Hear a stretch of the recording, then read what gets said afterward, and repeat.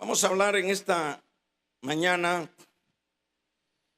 vamos a hablar del tema, el separarse de Dios, el separarse de Dios, caemos en el dominio del enemigo.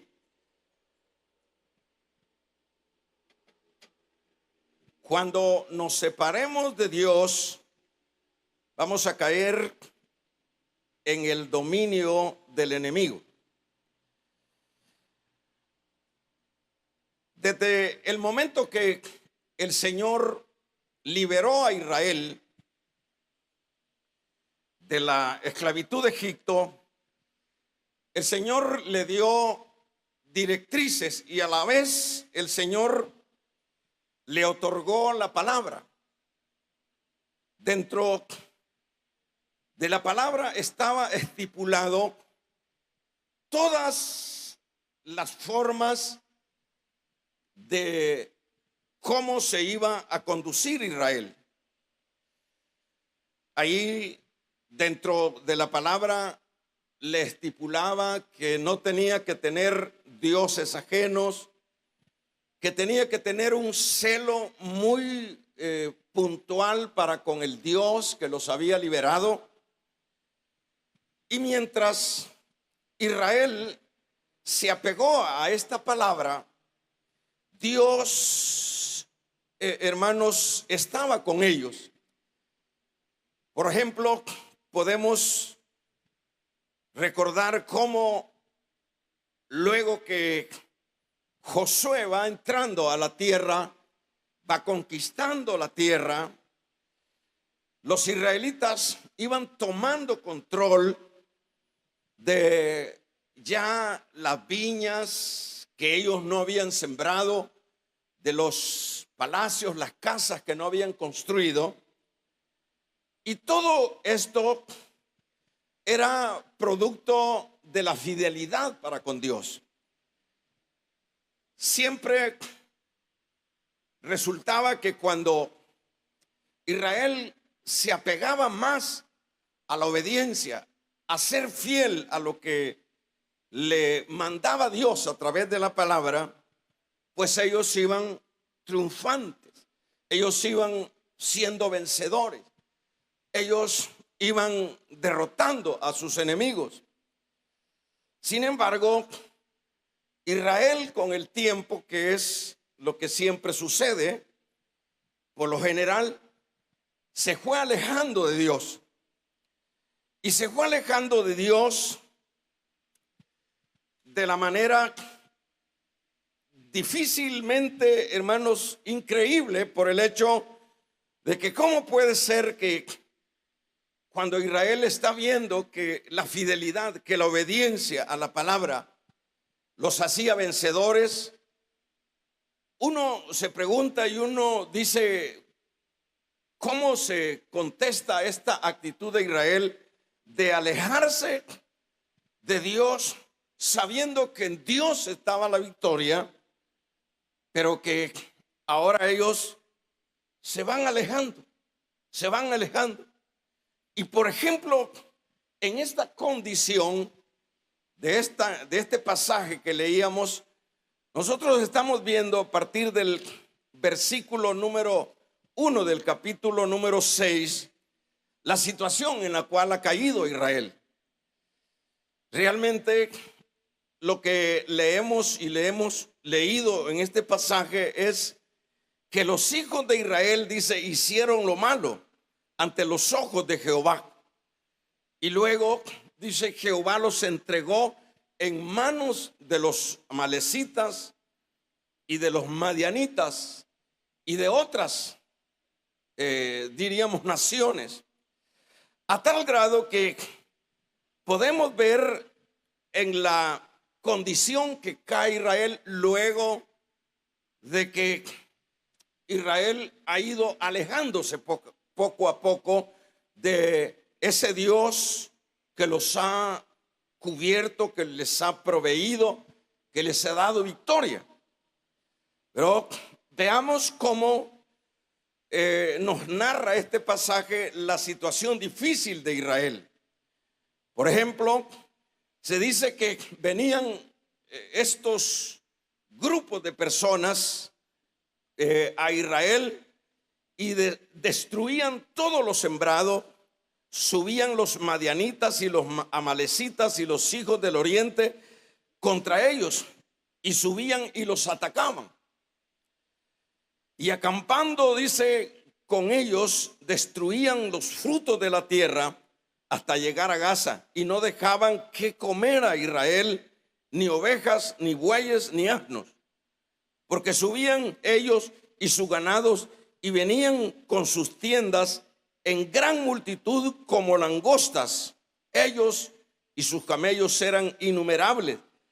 Así venían a la tierra para devastarla. El verso 6 dice: y de este modo empobrecía Israel en gran manera por causa de los madianitas y de los hijos, por causa de los madianitas, y los hijos de Israel clamaron, dice el verso 6 y el verso 7. Lo que podemos ver dentro de estos versículos es una condición caótica de Israel.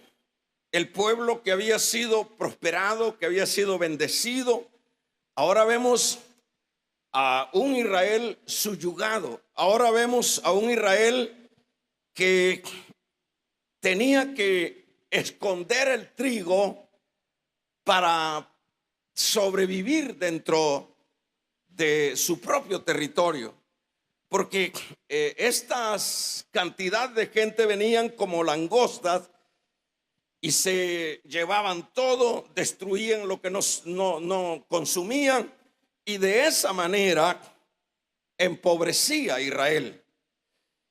Ahora, en este caso, hermanos, quiero que piense conmigo, ¿cómo se sentiría Dios cuando ve a este pueblo en estas condiciones?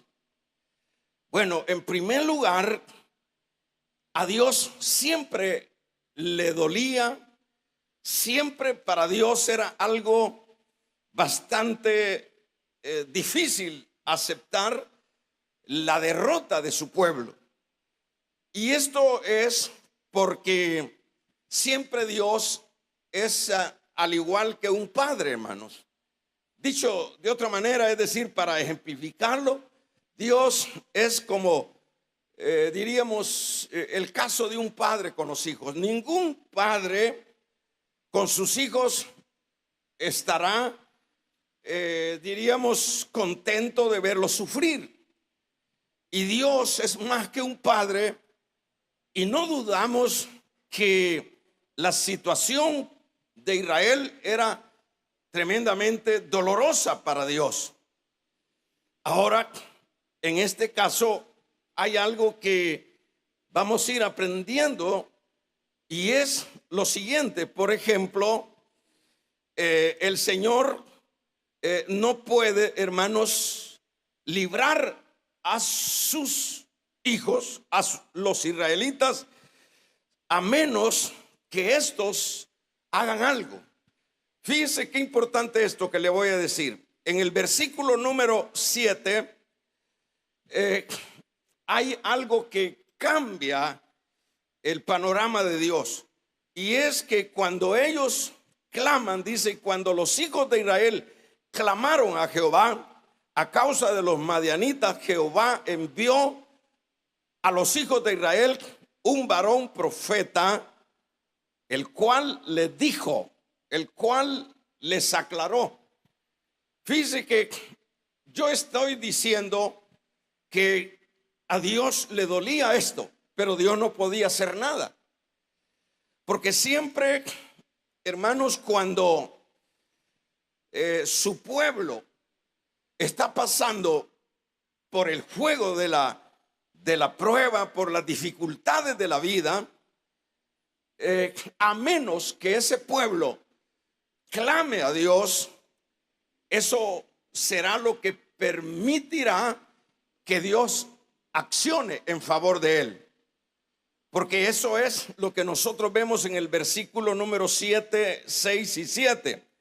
luego que ellos ya no aguantaban, menos mal que llega un momento cuando Israel ya no soporta.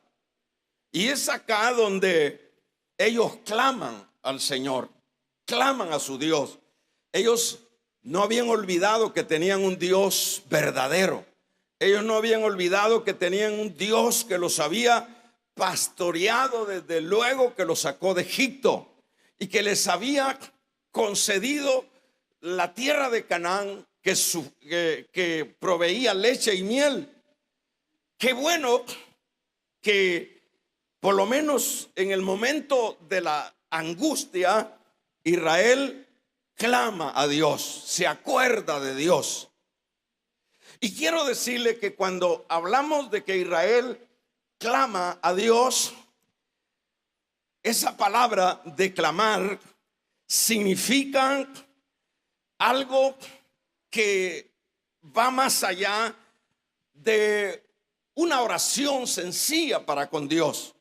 Cuando se habla de clamar a Dios, se está diciendo, se está enseñando que Israel se dio todo, un clamor a Dios con angustia, con fe, con esperanza, porque dentro de las oraciones que nosotros podemos hacer hay muchas oraciones que apenas, hermano, no dejan, apenas llegan al techo de la casa, apenas llegan ahí cerquita.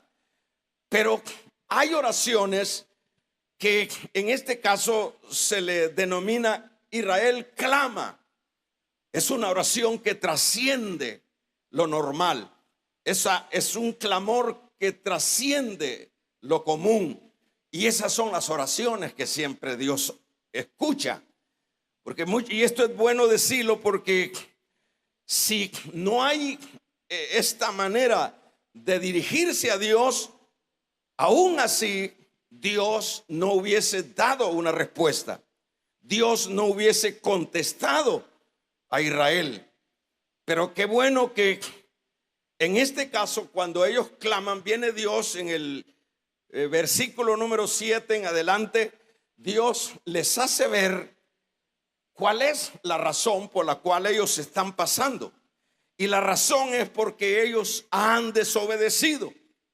Qué bueno, ahí vemos el padre diciéndole: mira, hijo, el problema que tú estás enfrentando es, si se te había olvidado, es porque tú te has vuelto desobediente, porque tú te has alejado de mí. Eso es lo que le dice a partir del versículo número 7, 8 en adelante.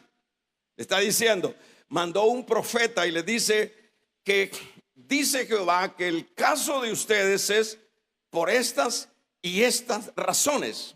Qué importante es esto, hermano, ¿verdad? Entonces ahí lo que vemos que Dios aprovecha para para decirles que el problema es el alejamiento. Y eso es, por supuesto, lo que sucede cuando Israel ha tomado esta distancia de Dios. Pues no es Dios el que pierde, no es Dios, y eso siempre hay que aclararlo, porque muchas personas, diríamos en el caso puramente cristiano, muchas personas creen que es saludable el irse alejando de Dios. El irse alejando de Dios es lo más, hermano, lo más doloroso. ¿Por qué? Porque, como decíamos a manera de tema, el enemigo aprovecha, hermanos, para cautivarnos, para aprisionarnos. Eso es lo que sucede. Pero qué bueno que Dios con Israel, vamos a ver en este caso, dado este clamor, el Señor les ofrece un libertador. Vamos a ver, Dios les ofrece a Gedeón. No voy a detenerme en el caso de cómo el Señor luego de que les aclara que el asunto es por haberse alejado, pero luego el Señor dice que intersecta a un hombre, a un joven que está enterrando, está guardando de los amalecitas lo que era el trigo. En este caso lo vamos a resumir como Dios levanta un libertador y le dice Dios que Él lo va a sacar adelante. Mire cómo va el proceso ahora de lo que es la restauración de Israel. Primero, lo que mueve a Dios es un clamor. Eso es lo primero que mueve a Dios. Y luego de ese clamor viene la oferta del libertador, que en este caso es Gedeón. Gedeón, vamos a ver cómo se presenta, vamos a todavía avanzar en esto. Gedeón dice a Dios que él es pequeño, y cuando le dice que él es de las familias más pequeñas de Israel, le está expresando Dios: la situación de Israel es grave, la situación de Israel no es pequeña. Le estaría diciendo en su idioma Gedeón al Señor, en el sentido de que son miles de depredadores que están viniendo a destruir lo que es todo Israel y a empobrecerlo. Y le dice: yo no tengo esa capacidad. Dice de otra manera, cuando le dice soy pequeño, le está diciendo soy humilde, no tengo capacidad. Y eso es humildad, hermano. Y a Dios le agrada eso. Y vamos, en este caso, vamos por buen camino. Dios le gusta el que en este caso Gedeón le haya expresado de esa manera. ¿Por qué me estoy deteniendo en esto? Porque cuando Dios ve que no solo hay un clamor, sino que también hay humildad, eso va abriendo, hermanos, la puerta para que Dios haga la obra. Como decíamos, entonces en este caso a Dios le gusta eso y le dice: no temas, que yo estaré contigo. Le está diciendo el Señor. Vean cómo se va abriendo la puerta. Le dice: no temas, Gedeón, que tú eres pequeño, que tú no tienes la capacidad. No temas, porque yo voy a estar contigo. Eso es lo que le dice en el verso 16. Ahora, cuando vemos acá que el Señor le dice que Él va a estar con él para enfrentar a toda esta cantidad y multitud de pueblos que los están atacando, hermano, la cosa va bien. Porque como dice el apóstol Pablo en su capítulo número 8, verso 31, si Dios por nosotros, ¿quién contra nosotros? Es decir, que en los momentos más difíciles, hermanos, aun cuando nosotros nos veamos incapaces, aun cuando nosotros no tengamos la fuerza, y de hecho no la podemos tener, pero media vez nosotros seamos como personas que agrademos con nuestras actitudes a nuestro Dios, como lo está haciendo Gedeón. Le está diciendo: yo soy pequeño. Dicho de otra manera, es muestra de humildad. Y de esa manera Dios está avanzando para la liberación. Y eso es lo que decíamos, que ya a estas alturas Gedeón ha logrado el que Dios le diga que va a estar con él. ¿Acaso no es eso eso ya una victoria cuando el Señor le dice: yo voy a estar contigo. No importa en esa situación que estás. No importa cuál sea el gigante, no importa cuál sea la situación, yo voy a estar contigo. Y eso es lo que dice Pablo, como decíamos: si Dios es por nosotros, ¿quién contra nosotros? Damos un gloria a Dios. Hermanos, luego Gedeón, mira el proceso. Gedeón le ofrece un sacrificio. Y luego Dios, de haber recibido este sacrificio, Dios le manda a derribar el ídolo de su padre. El papá de Gedeón tenía un ídolo. En este caso era un ídolo a quien el pueblo, ahí donde era este lugar, era el ídolo donde todos los lugareños de ahí iban a adorarle. Entonces, en este caso, Dios le manda a Gedeón que derribe ese ídolo, el ídolo de su padre, para que se pueda dar la liberación de los que les estaban haciendo la vida imposible. Eso es lo que leemos en el versículo número 25 al 27. Y eso es bueno, hermanos, en el sentido que vamos entrando, vamos penetrando dentro de el espacio que Dios va a tomar para lograr darles la victoria de sus enemigos. Y eso es lo que nosotros podemos ver. En el caso puramente, hermanos, en el caso puramente ya de la guerra con los amalecitas, el terreno ya estaba preparado. Y Dios le dio la victoria sobre los que los angustiaban. Ahora, se la dio solo con 300 hombres. Le dio la victoria con cántaros y con teas. Y resumo que Gedeón salvó a la nación de los depravadores y fue una victoria total. Ahora, al narrar esta realidad, ¿qué vamos a ver nosotros ahora y qué es lo que tenemos para nosotros como iglesia?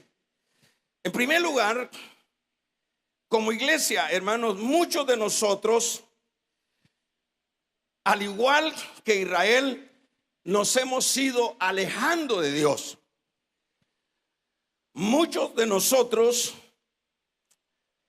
claro, yo no voy a preguntar, ni es conveniente preguntar, pero dentro de lo que es el campo de la vida espiritual, no es cierto que en la gran mayoría prevalece la fidelidad, prevalece la obediencia.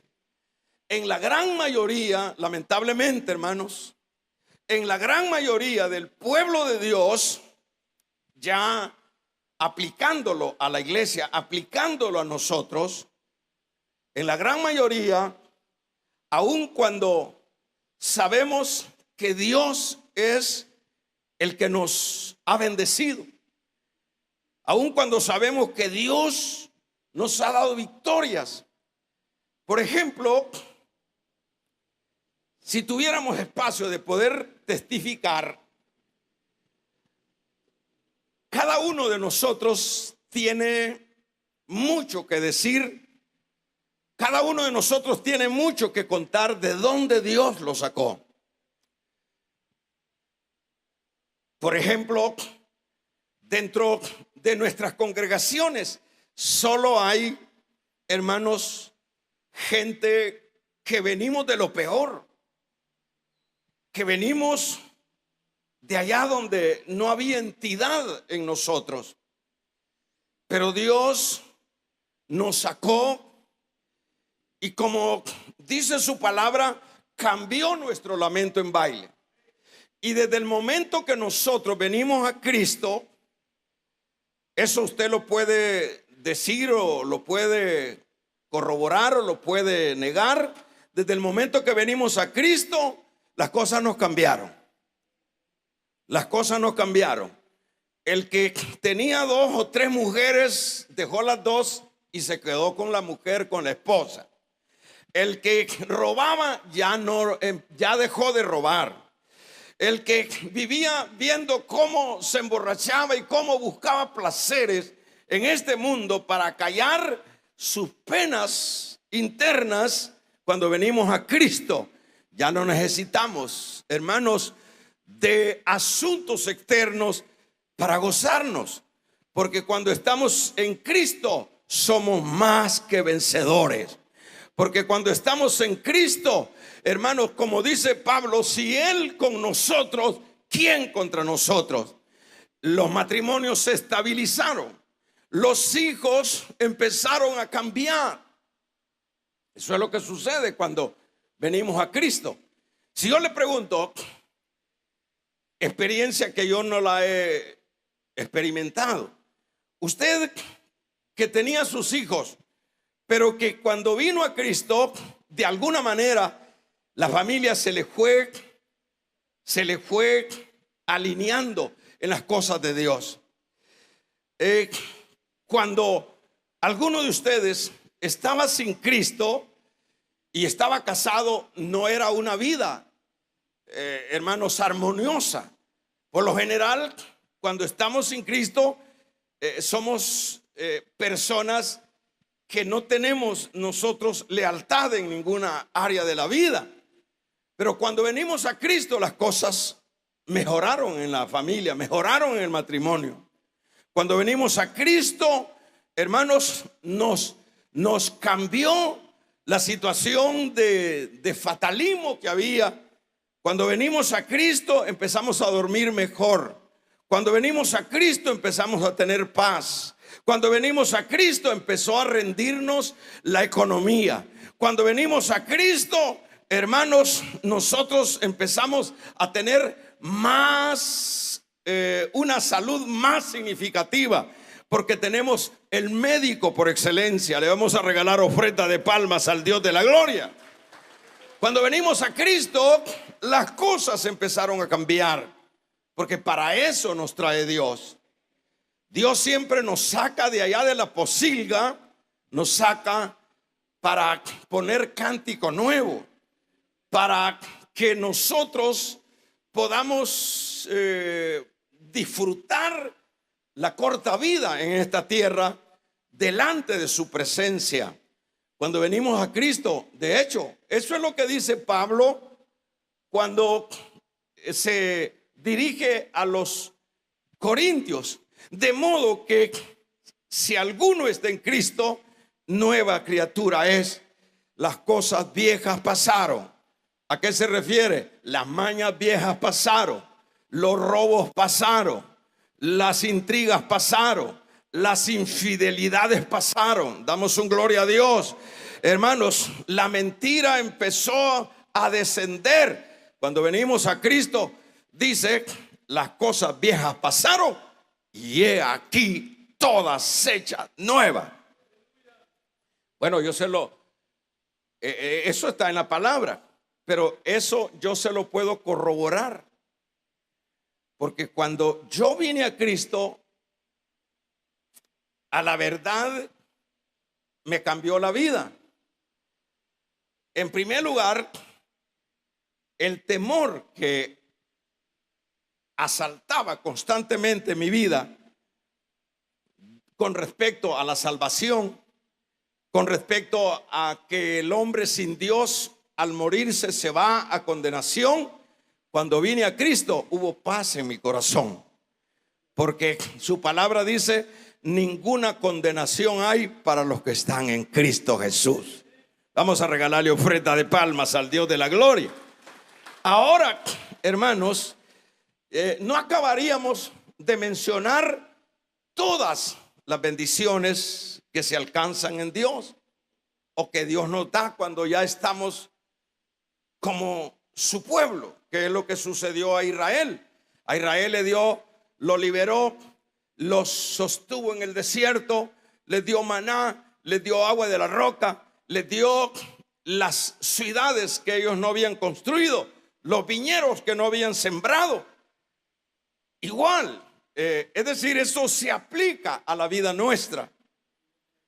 Sin embargo, hay algo paradójico, hermano, y es que, como decíamos, que también en el caso de nosotros, en el caso puramente de nosotros, nos ha pasado lo mismo de Israel. Aun cuando Dios nos ha bendecido desde el momento que entramos, ¿verdad? Desde el momento que entramos a sus caminos, las cosas no cambiaron. Estoy hablando de gente que se haya convertido. Porque cuando no nos hemos convertido, pues no podemos hablar de cambios, porque para que se genere el cambio tiene que haber un nuevo nacimiento, ¿verdad? Entonces, en este caso, por ejemplo, muchos de nosotros, al igual que Israel, nos hemos ido alejando. Y la gran pregunta es, hermanos, si pudiéramos tomar como ejemplo esta frase que tiene sentido: ¿a dónde tenemos la cabeza? Para que, recibiendo el favor del Señor, las personas se vayan alejando del que lo bendice.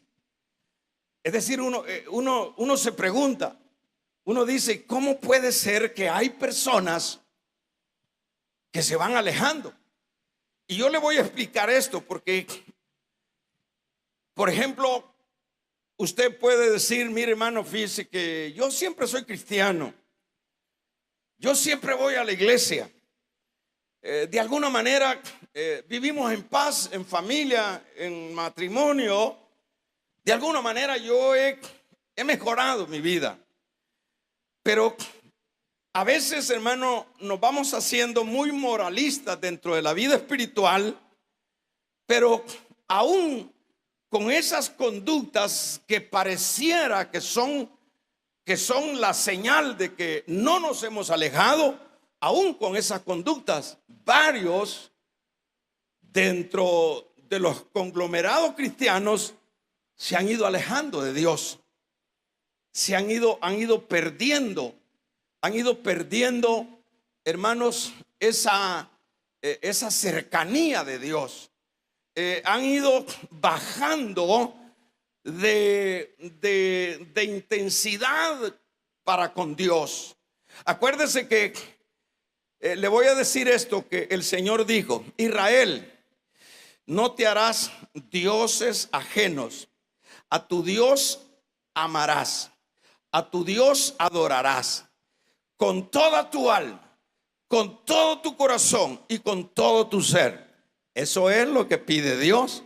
Dios no quiere amores por encima. Dios no quiere comuniones, hermanos, superficiales. Y eso es lo que sucede también con la iglesia de hoy día. O sea que nos hemos ido alejando. Ya no es lo mismo. Sincerémonos, cuando usted vino las primeras semanas, los primeros meses al evangelio del Señor, de la gracia, sincerémonos, vea cómo éramos nosotros en ese inicio. De hecho, éramos personas, hermanos, intensas. Éramos personas que no nos conformábamos. Éramos personas que buscábamos la presencia de Dios. Damos un amén. Vamos a regalarle ofrenda de palmas al Dios de la gloria. Corroborémoslo, seamos sinceros. ¿Se recuerda cuando no dejaba de llorar? Cuando no dejaba de leer, cuando no dejaba de buscar la presencia de Dios, cuando andaba preguntando cuántos cultos hay, hermano, cuando andaba diciendo y las vigilias, ¿cuándo están las vigilias? ¿Se acuerda? A eso se le llama el primer amor, que es el que identificaba a la iglesia de Éfeso. Entonces, el Señor le reclama a la iglesia de Éfeso, porque le dice: tú tienes, te halago porque tú conoces quiénes son los falsos. Te felicito porque eres buena para trabajar. Imagínense que el Señor le está diciendo a esta iglesia que le felicita porque tiene ese discernimiento de los que no son. Le felicita porque es buena para trabajar, pero hay algo, damos un amén, que has dejado tu primer amor. Y cuando el creyente ya no le apasiona lo de Dios, es sinónimo que se ha ido alejando. Así de sencillo. Cuando el creyente ya no es ese que tuvo ese inicio de intensidad, de entrega incondicional, de anóteme a mí, yo estoy a la disposición, es decir, todo, no habían barreras, no podíamos estar un tan solo día sin buscar la presencia de Dios. Pero ha pasado el tiempo. Damos un amén. Ha pasado el tiempo. Y dígame si no es cierto.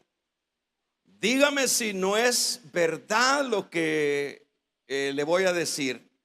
Ya no somos iguales. Ya no somos iguales. Ahora ya como iglesia, y estamos hablando en términos de la iglesia en general. No estamos hablando localmente, tanto local, sino general. Aquellos que empezaron con esa dinámica, con esa intensidad de no separarse ni un momento de Dios, se fueron alejando. Ya no hay tiempo, ya no hay espacio, ya estoy muy ocupado. Y sucesivamente eso es lo que ya más prevalece dentro de las congregaciones. Lo que más prevalece es el alejamiento. Yo le hago otra pregunta. ¿Se acuerda usted cuando hablaba sus lenguas? ¿Se acuerda usted cuando profetizaba? ¿Se acuerda usted cuando dada esa entrega, usted siempre estaba queriendo avanzar un poco más en su relación con el Señor? ¿Se recuerda? ¿O nos recordamos? Se oía mejor. Se recuerda, pero ahora no es igual. Se acabaron las profecías, se acabaron las lenguas. ¿Y sabe por qué es? Porque nos hemos ido alejando. Damos un amén. Nos hemos ido alejando. ¿Y qué es lo que dice Juan capítulo número 15? Separado de mí, nada podéis hacer. Vamos a regalarle ofrenda de palmas al Señor de la gloria. Separado de mí, nada podéis hacer.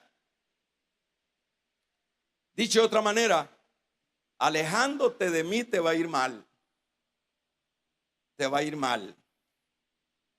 Y eso es lo que está sucediendo, ¿verdad? Siempre, hermanos, el enemigo, cuando nos vayamos alejando, el enemigo tomará ocasión. El enemigo siempre está pendiente de que yo afloje el paso. Oiga bien esto. El enemigo siempre va a estar pendiente de que yo vaya dejando espacios vacíos para penetrar. Y eso se lo pongo en el caso de Nehemías. El enemigo siempre estaba, en este caso Sanbalat, que representa al diablo, siempre estaba pendiente de que Nehemías no siguiera la obra. Siempre estaba buscando cómo interrumpirle. siempre estaba buscando el motivo para que aquel dejara de congregarse, para que aquel dejara de leer, para que aquel dejara de servir, para aplicarlo a lo nuestro. Siempre, a tal grado que Sanbalat le decía a Nehemías: Nehemías, ¿no quieres que vayamos a pasear por allá? ¿No quieres que nos vayamos a relajar un poco, Nehemías? Y no seas tan, se lo estoy parafraseando, no seas tan fanático, que estás enteramente entregado a hacer este muro. No es para tanto, no seas fanático. A mí un hermano me dijo una vez: cuando ya uno se congrega más de 2 veces o 2 veces en la semana, lo normal, dijo este hermano, yo lo escuché, ahí estaba, ahí ya estamos reunidos, y él le tocó dar el pensamiento. Lo normal es que un cristiano venga a un su culto, pero desde ya viene a 2 cultos, ya es religión. Wow, dije. Es decir que según este hermano, el venir ya a un segundo culto ya es fanatismo. No importa como quiera llamarle, pero si a mí usted, por buscarlo de Dios, hermanos, y buscarlo en intensidad, y usted me denomina, usted me califica como fanático, como loco, bienvenido el fanatismo, porque esto es la mejor bendición de buscar la presencia de Dios. Amén. Es decir, bienvenido el fanatismo. Yo quiero ser fanático, no de Cristiano Ronaldo. No, yo no quiero ser fanático del gran famoso artista. Yo no quiero ser fanático del gran deportista. Yo quiero ser loco fanático de Cristo. Vamos a regalarle ofrenda de palmas al Dios de la gloria, de Cristo.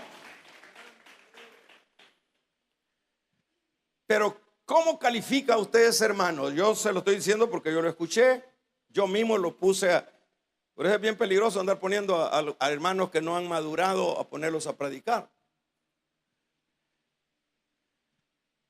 Entonces, ¿cómo lo califica usted? Es un hermano que está alejado de Dios. Es decir, es cristiano, pero está alejado. Ya no es lo mismo. Si es que uno cuando uno empieza la vida espiritual es loquito.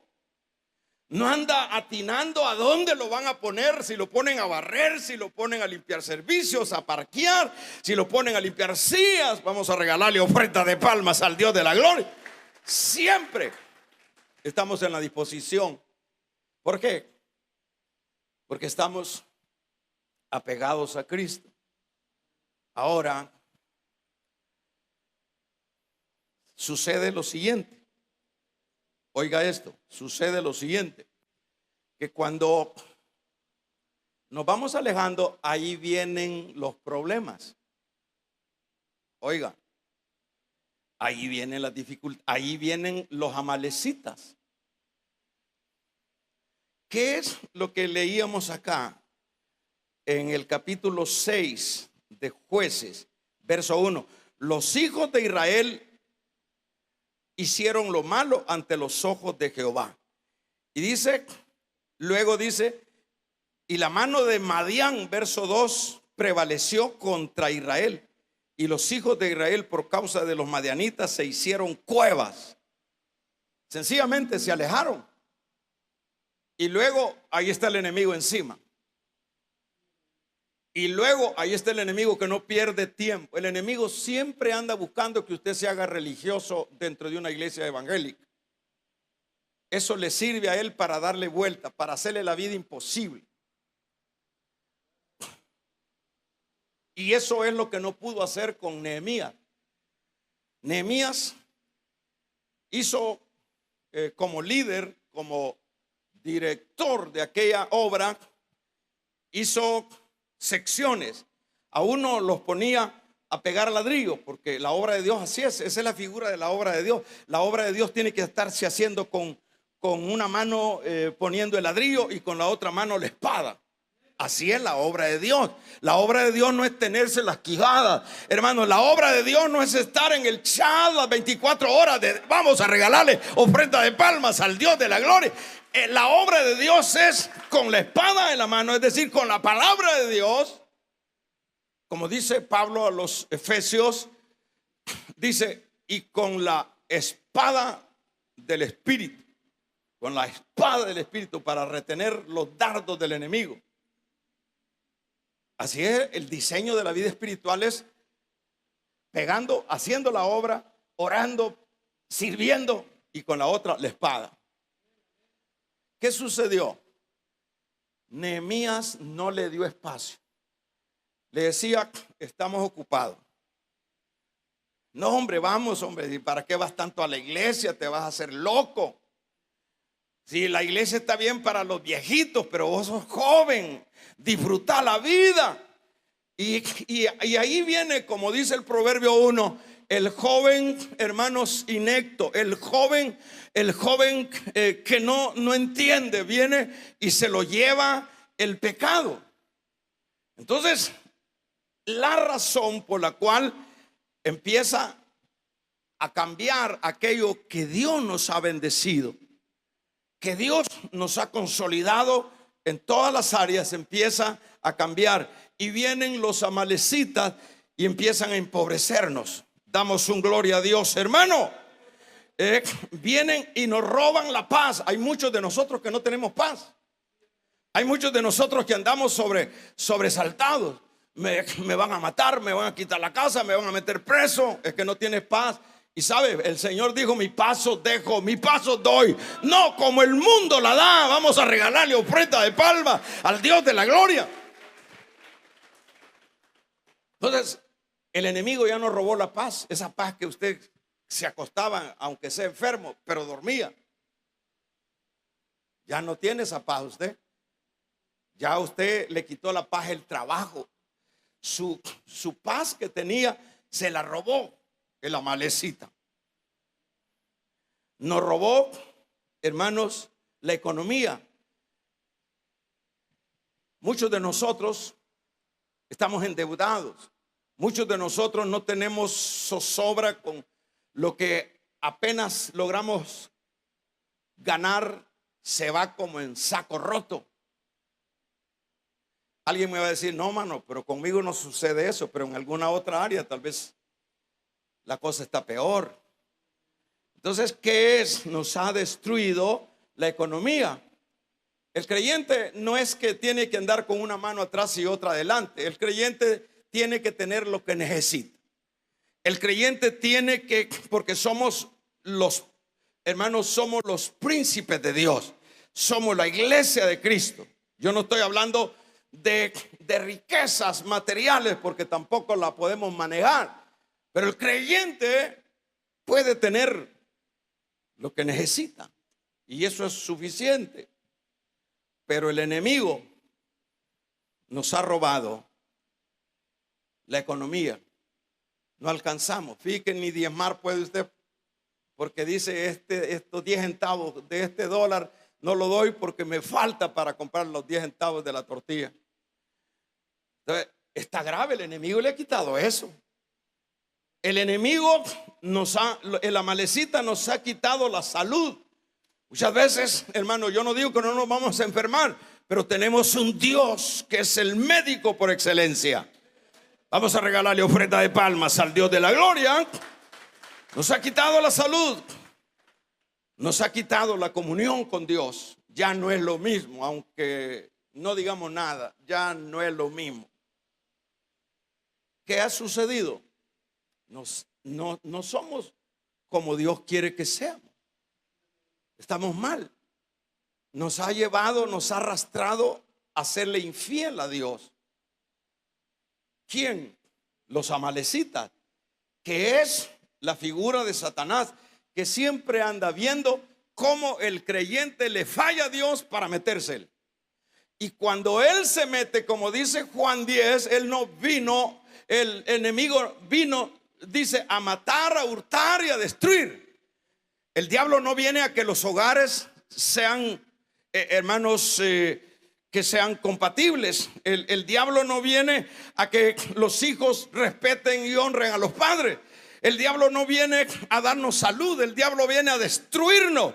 Así como nosotros vemos acá que los amalecitas le destruían todos los frutos a los israelitas, a tal grado que Gedeón tenía que andar escondiendo el trigo para sobrevivir. Así es el diablo. Pero esta mañana le estamos descubriendo sus artimañas. Dele fuertes a palmas al que lo venció. Ahora,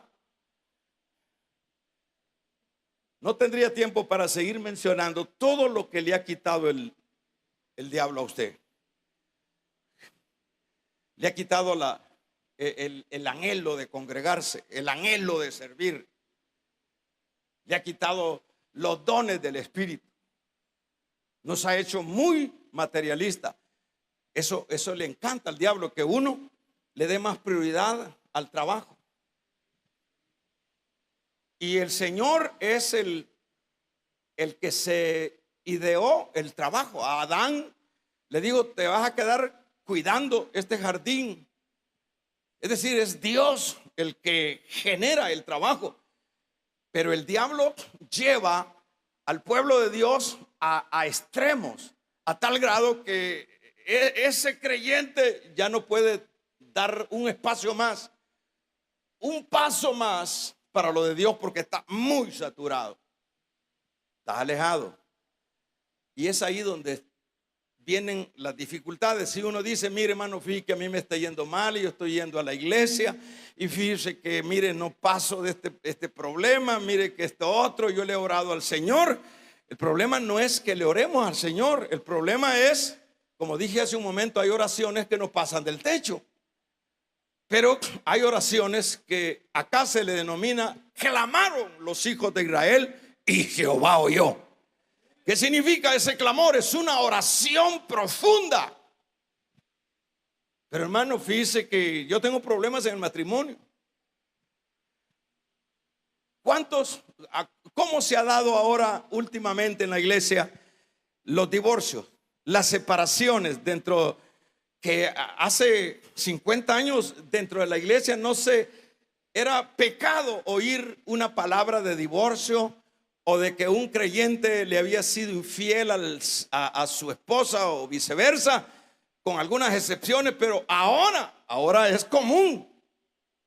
Ahora es común los hermanos destruidos en el matrimonio, los hijos por un lado, la muchachita de 15 años ya con comidita de ajuste, hermanos, los muchachitos ya con el cigarro, ya hermanos en el pecado, en las cosas del mundo. Pero hermano, yo estoy orando por mis hijos, pero ¿cuál es el problema? El problema es que nos hemos alejado. Vamos a regalarle ofrenda de palmas al Dios de la gloria.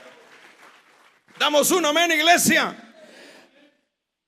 A eso yo le he tenido temor, alejarme de Dios. Porque yo sé que si me alejo de Dios, bueno, no tengo por qué hacerlo, pero yo sé que se me desfigura todo, se me cae todo. Yo estoy muy consciente de eso, porque esto que estamos leyendo acá lo aplico yo a mi vida. Pero ¿por qué? Fíjese que las cosas están mal en todos los campos. Alejamiento. No hay otra frase, se ha alejado Israel, se ha alejado la iglesia, se ha alejado el creyente. Y eso, pero yo finalizo diciendo lo último. Dios quiere liberarnos de los depravadores. Damos un amén. ¿Cómo lo vamos a hacer? En primer lugar, esto solo es posible cuando, hermanos, cuando pidamos a Dios, cuando clamemos a Dios, cuando dejemos esas oraciones superficiales, cuando dejemos la vida cristiana superficial. Porque menos mal que vienen estos amalecitas y están torturando la vida de los israelitas, y eso permita que sale el gran clamor: ayúdanos, Dios. Y vino Dios y oyó y buscó un libertador. Damos un gloria a Dios. Entonces, para que cambie, usted y yo estamos empezando este año, tenemos apenas 10 días, estamos en buen momento para clamar. O a menos, ¿sabe por qué Dios no actúa antes que le clamemos? Porque Dios dice: a ellos les gusta estar así. A ellos les encanta esa vida ya así de patada a trompada.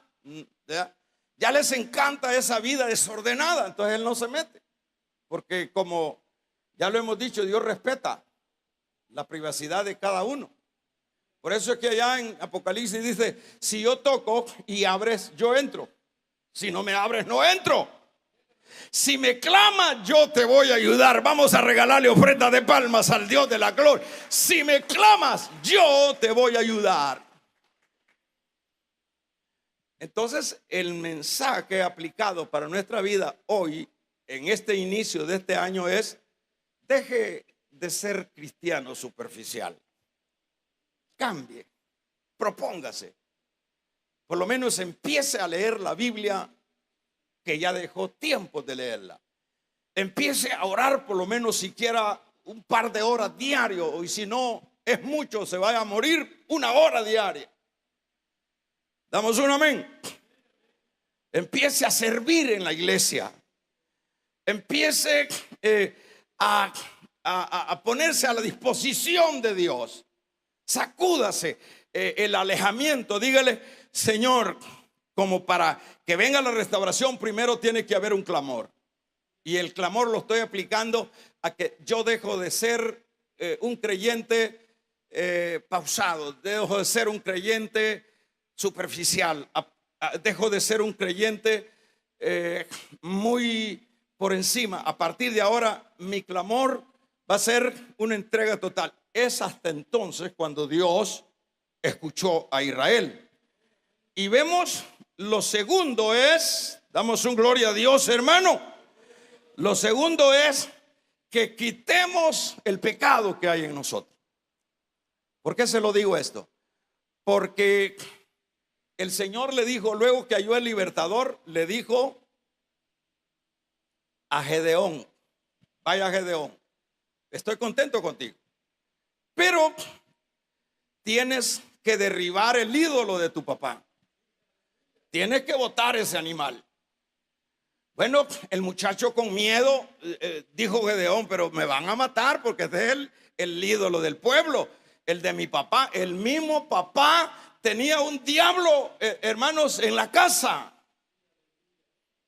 Y entonces eso nos enseña que no hay liberación si no se quita el pecado. Vamos a regalarle ofrenda de palmas al Dios de la gloria.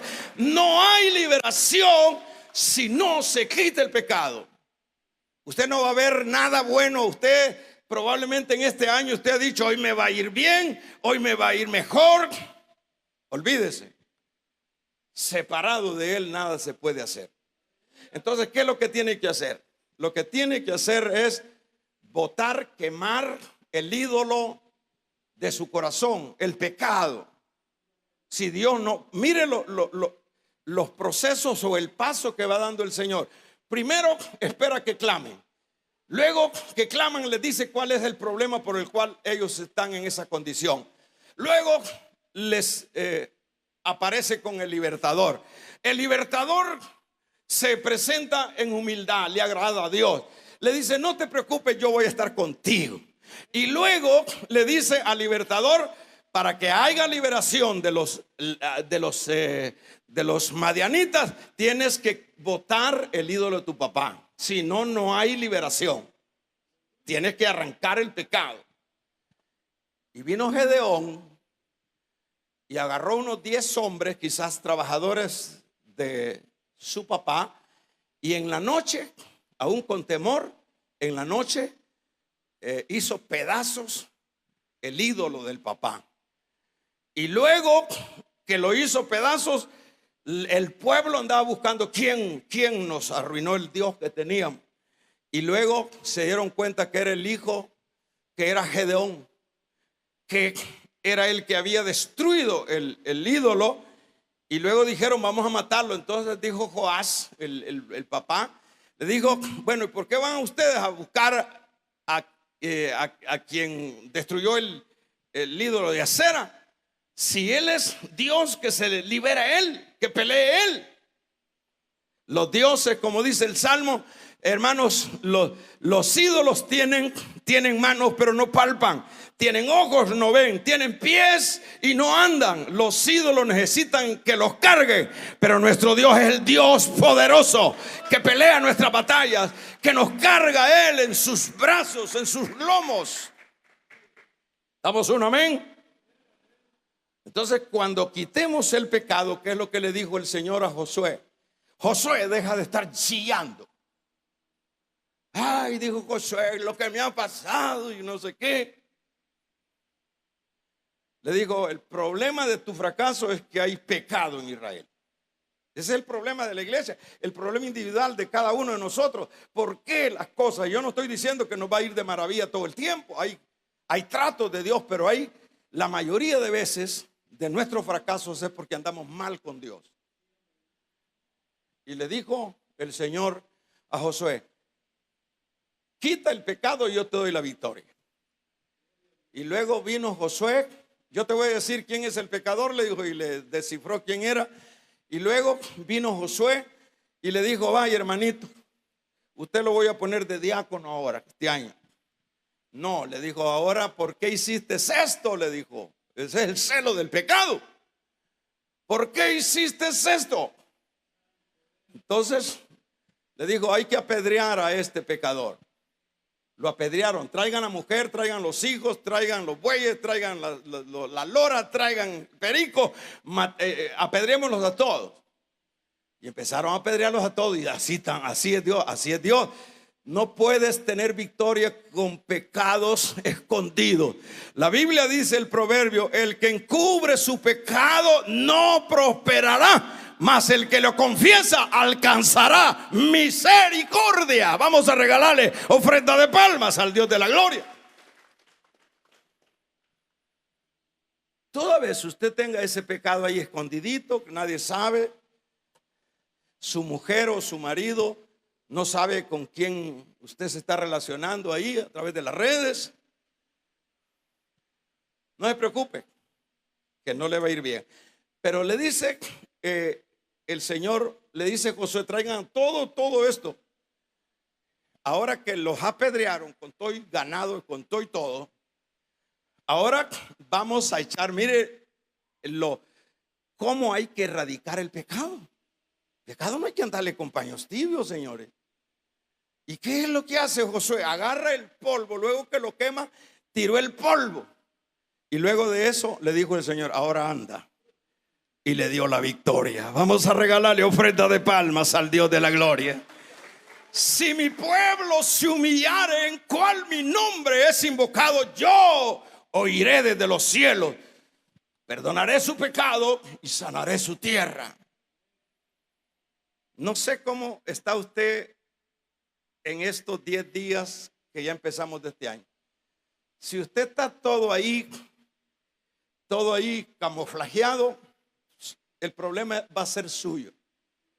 Pero Dios no por casualidad lo trajo a este culto para que escuche que sin arreglar las cosas con Dios no se pueden vencer los amalecitas. Es imposible, seguirán carcomiéndonos todo el tiempo, pero Dios en su misericordia nos permite que podamos descubrir cuáles son las artimañas de Satanás. Cierre sus ojos. Oh, gracias Dios. Te agradecemos, Dios.